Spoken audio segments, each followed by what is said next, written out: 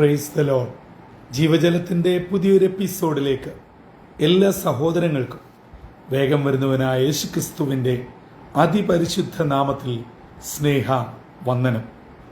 ഇന്ന് 2025 മെയ് മാസം 20-ാം തീയതി ചൊവ്വാഴ്ച, സ്വർഗത്തിലെ ദൈവത്തിൻ്റെ വലിയ കൃപയാൽ നാം ഏവരും ഒരു പുതുദിനത്തിലേക്ക് പ്രവേശിച്ചിരിക്കുന്നു.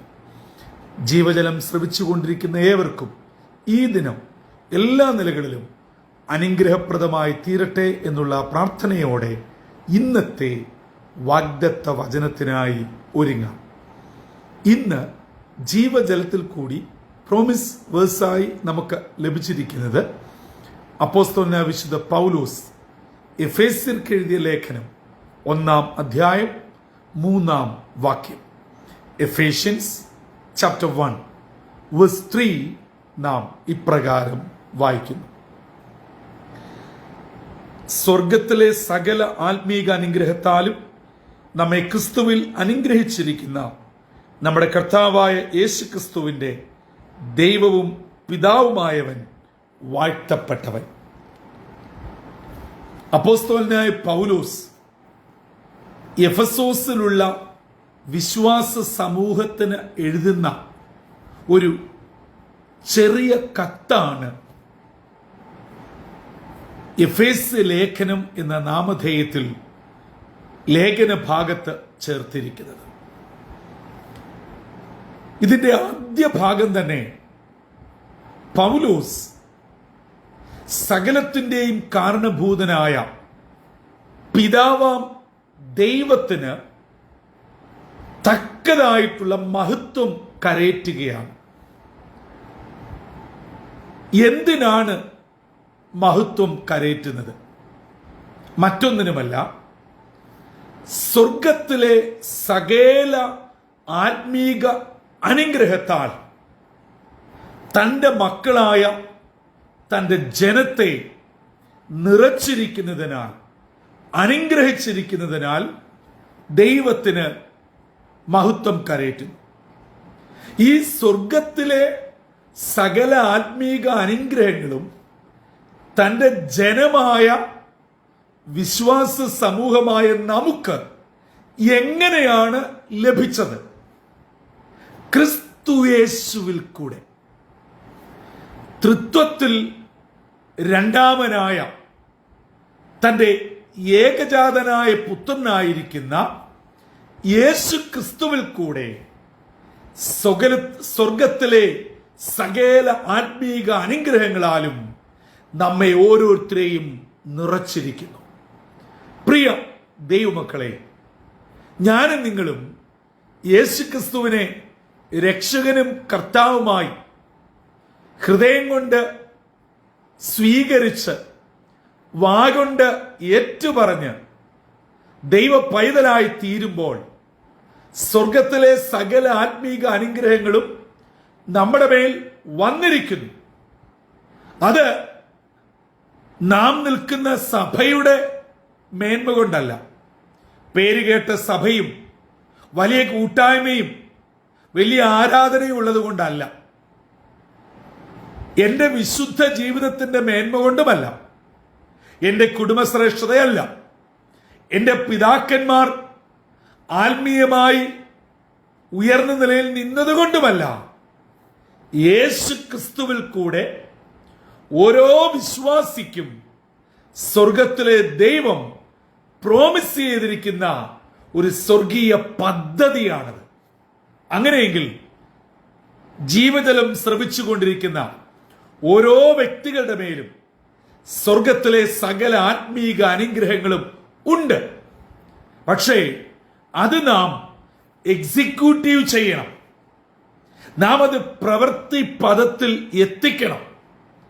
അത് നാം ചെയ്യാത്തിടത്തോളം കാലം ഒരിക്കലും അതിന്റെ പ്രയോജനം, ഗുണം ലഭിക്കുകയില്ല.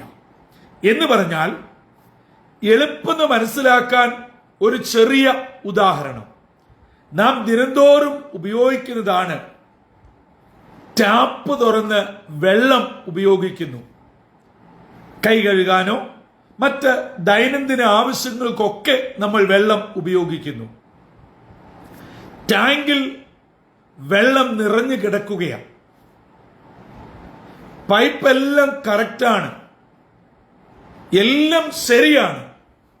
പക്ഷേ ടാപ്പ് തുറക്കാതെ ടാങ്ക് നിറഞ്ഞു കിടക്കുന്ന വെള്ളം നമ്മുടെ ആവശ്യത്തിനായി നമ്മുടെ കൈക്കുമ്പിളിൽ എത്തുകയില്ല. നമ്മുടെ മേൽ സ്വർഗീയ ആത്മീക അനുഗ്രഹങ്ങൾ തമ്പുരാൻ ചൊരിഞ്ഞിരിക്കുന്നു. അത് യേശു ക്രിസ്തുവിൽ കൂടെ ലഭ്യമാക്കിയിരിക്കുന്നു. അത് നാം പ്രയോജനപ്പെടുത്തണം, ദൈനംദിന ജീവിതത്തിൽ ഉപയോഗപ്പെടുത്തണം. അതെ പ്രിയമുള്ളവരെ, നമ്മുടെ ജീവിതം സ്വർഗത്താൽ അനുഗ്രഹിക്കപ്പെട്ടതാണ്. അതുകൊണ്ട് ഇന്ന് രാവിലെ എന്നെ കേട്ടുകൊണ്ടിരിക്കുന്ന ആരെങ്കിലും അയ്യോ എനിക്ക് മാത്രം എന്താണ് ഇങ്ങനെ, എൻ്റെ ഒരു അവസ്ഥ കണ്ടില്ലേ, എൻ്റെ കുഞ്ഞിന്, എൻ്റെ ഭർത്താവിന്, എൻ്റെ ജോലിക്ക്, എൻ്റെ കുടുംബത്തിന്, എൻ്റെ ആരോഗ്യകാര്യം, ഇങ്ങനെ നീണ്ടുപോകുന്നു നമ്മളുടെ കരച്ചിലിൻ്റെയും പിറുപിറുപ്പിൻ്റെയും സങ്കടത്തിൻ്റെയും പട്ടികകൾ. വേണ്ട, നമുക്കെല്ലാം ദൈവം അനുഗ്രഹം തന്നിട്ടുണ്ട്. അതുകൊണ്ട് നമുക്ക് ആ അനുഗ്രഹത്തെ മുറുകെ പിടിക്കാം. കഴിഞ്ഞ ദിവസങ്ങൾ ജീവജലത്തിൽ ഓർപ്പിച്ചതുപോലെ കുറെ ലോകത്തിന്റെ അനുഗ്രഹമല്ല നമുക്ക് വേണ്ടത്, സ്വർഗീയ ആത്മീക അനുഗ്രഹങ്ങൾ. അത് നാം പ്രാപിച്ചെടുക്കുമ്പോൾ നാം എല്ലാ നിലയിലും നിറവുള്ളവരും തൃപ്തിയുള്ളവരുമായി തീരും. നമ്മൾ ഓർക്കേണ്ട ഒരു കാര്യമുണ്ട്. ഈ ലോകത്തിലെ പണമോ സ്ഥാനമോ പ്രതാപങ്ങളോ അല്ല ഏതെല്ലാം നിലയിലുള്ളതാണെങ്കിലും ഒരിക്കലും ഒരു മനുഷ്യനും തൃപ്തി വരികയില്ല. ഉദാഹരണത്തിന്, ഒരു മാസം നല്ല ശമ്പളം വാങ്ങുന്ന ഒരാൾ, ഉദ്ദേശം ഒരു 3 ലക്ഷം രൂപ ശമ്പളം വാങ്ങുന്ന ഒരാൾ, പക്ഷെ 50,000 രൂപ ശമ്പളം വാങ്ങുന്ന ഒരാൾ ഈ 3 ലക്ഷം വാങ്ങുന്ന ആളിനെ ആരാധനയോടും അസൂയോടുമാണ് നോക്കിക്കാണുന്നത്. പക്ഷേ 3 ലക്ഷം വാങ്ങുന്ന ആളോട് ചോദിച്ചാൽ ദാരിദ്ര്യത്തിന്റെ വാക്കുകളെ വരികയുള്ളൂ. നിങ്ങൾ നിങ്ങളുടെ ചുറ്റുപാട് വന്ന് കണ്ണോടിച്ചാൽ ഇത് ശരിയാണെന്ന് വരവെക്കും. ഈ 3 ലക്ഷം ലഭിച്ചുകൊണ്ടിരിക്കുന്ന ആൾ അതെങ്ങനെ 3.5 എങ്ങനെ അത് 4 എത്തിക്കാം എന്നതിനെ കുറിച്ച് കൂലങ്കഷമായി ചിന്തിച്ചു കൊണ്ടിരിക്കുകയാണ്. ഒരിക്കലും മനുഷ്യന്റെ ആഗ്രഹം തീരുന്നില്ല. എന്നാൽ അതിന് അറുതി വരണമെങ്കിൽ ഈ സ്വർഗീയ ആത്മീക അനുഗ്രഹങ്ങളാൽ നാം നിറയപ്പെടണം. അതിന് യേശു നമ്മുടെ ജീവിതത്തിൽ വരണം. അങ്ങനെ നാം നിറയപ്പെടുമ്പോൾ നമുക്കൊന്നിനെ കുറിച്ചും പരാതിയില്ല, സങ്കടമില്ല, അസൂയയില്ല, പിണക്കമില്ല, കുശുമ്പില്ല. ഉള്ളത് കൊണ്ട് തൃപ്തിയും സന്തോഷവും സ്തോത്രവും. അല്ലാത്തവർക്കാണ് എപ്പോഴും എന്ത് കിട്ടിയാലും പരാതിയുടെ കെട്ട് അഴിച്ചുവിടുന്നത്. അതുകൊണ്ട് ഈ സ്വർഗത്തിലെ സകല ആത്മീക അനുഗ്രഹത്താലും ക്രിസ്തു യേശുവിനാൽ തമ്പുരാൻ നമ്മെ നിറച്ചിരിക്കുന്നത് സന്തോഷത്തോടും തൃപ്തിയോടും അനുഗ്രഹത്തോടും നല്ല മനസ്സിന്റെ ഉടമകളായി ജീവിക്കുവാനാണ്. ഇന്ന് പകൽ എന്റെ ശ്രോതാക്കളായ സഹോദരങ്ങളെ, അങ്ങനെയാണോ നമ്മൾ ജീവിക്കുന്നത്? ദൈവം ഇത്രയൊക്കെ തന്നിട്ടില്ലേ? ആരോഗ്യം നൽകിയില്ലേ? മക്കളെ നൽകിയില്ലേ? കയറിക്കിടക്കാൻ ഒരു വീട് നൽകിയില്ലേ? ചെറുതാണെങ്കിൽ ഒരു വാഹനം നൽകിയില്ലേ? അങ്ങനെ നോക്കുമ്പോൾ എല്ലാം തമ്പുരാൻ തന്നിട്ടില്ലേ? പിന്നെന്താ ഒന്ന് ഉള്ളു തുറന്ന് സ്തോത്രം ചെയ്യാത്ത, ഒന്ന് സന്തോഷിക്കാത്തത്, ഒന്ന് ചിരിക്കാത്തത്? എന്താ ദൈവത്തിന് ഉള്ളിന്റെ ഉള്ളിന്ന് ഒരു നന്ദി പറയാത്തത്, ഒരു മഹത്വം കരയറ്റാത്തത്? അതിന്റെ ഒറ്റ കാരണമേ ഉള്ളൂ, സ്വർഗത്തിലെ ദൈവം വിഭാവന ചെയ്ത ആ സ്വർഗീയ ആത്മീക അനുഗ്രഹങ്ങൾ നാം ഇതുവരെ പ്രാപിച്ചിട്ടില്ല.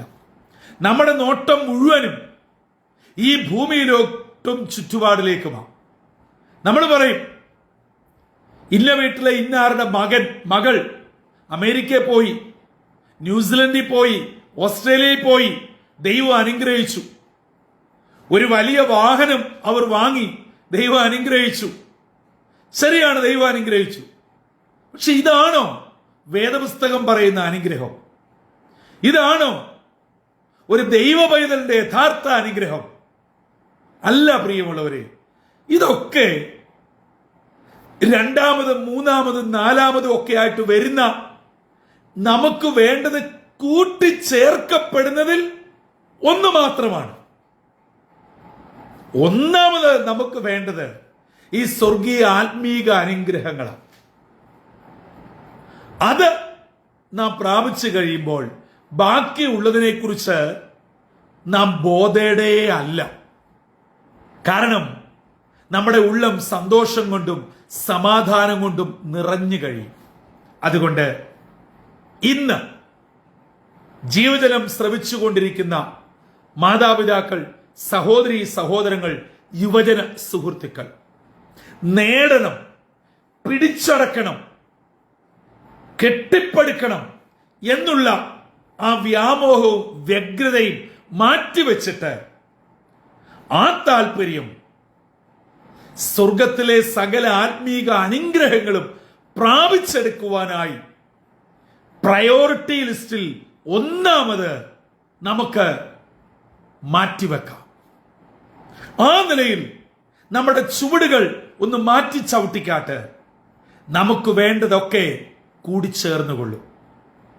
അത് വേറൊരു കുറുക്കുവഴിയിലും കൂടെ അല്ല എന്നും ഓർക്കേണ്ടിയിരിക്കുന്നു.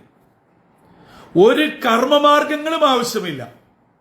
എങ്ങും സന്ദർശിക്കണ്ട, ഒരു രൂപ പോലും നേർച്ചയിടണ്ട, ആരെയും പോയി കാല് തൊട്ട് വന്നിക്കണ്ട, എങ്ങും പോയി മുട്ടടിച്ച് വീഴണ്ട, ഒരു മെഴുകുതിരി കാല് പോലും കത്തിക്കണ്ട. യേശു ക്രിസ്തു എന്ന ഏക മധ്യസ്ഥനിൽ കൂടെ ആകാശത്തിന് കീഴിൽ ഭൂമിക്ക് മുകളിൽ നൽകപ്പെട്ട ഒരേ ഒരു നാമം, യേശുവിന്റെ ഏകനാമത്തിൽ എനിക്ക് നിങ്ങൾക്കും സകല ആത്മീക അനുഗ്രഹങ്ങളും പിതാവാം ദൈവം നൽകിയിരിക്കുന്നു. അത് പ്രാപിച്ചെടുത്ത് ദൈവത്തിന് വേണ്ട മഹത്വം കൊടുക്കുവാൻ ഈ പ്രഭാതത്തിൽ പൗലോസ് നമ്മെ ഉദ്ബോധിപ്പിക്കുന്നു. ഈ ചിന്ത നമ്മുടെ ജീവിതങ്ങളിലേക്ക് സ്വാംശീകരിച്ചുകൊണ്ട് പ്രാർത്ഥനയോടെ ഇന്നത്തെ ദിനത്തിലേക്ക് പ്രവേശിക്കാം. സ്വർഗത്തിലെ ദൈവത്തിന്റെ സകല നന്മകളും അനുഗ്രഹങ്ങളും നമ്മുടെ മേലും, നമ്മുടെ തലമുറയുടെ മേലും, നമ്മുടെ കുടുംബത്തിന്റെ മേലും ചൊരിയട്ടെ. തലകളെ വണക്കാം, പ്രാർത്ഥിക്കാം. ഞങ്ങളുടെ ദൈവമായ കർത്താവേ, സ്വർഗീയ പിതാവേ, മെയ് മാസത്തിന്റെ 20-ാം തീയതി കാണുവാനുള്ള ഭാഗ്യം തമ്പുരാൻ ഞങ്ങൾക്ക് ഒരുക്കിയതിനായി സ്തോത്രം. പ്രതികൂലങ്ങളും പ്രതിസന്ധികളുമേറിയ ജീവിതയാത്രയും അങ്ങേ മാത്രം നോക്കി ജീവിപ്പാൻ ഞങ്ങളെ അവിടുന്ന് ഒരുക്കണമേ.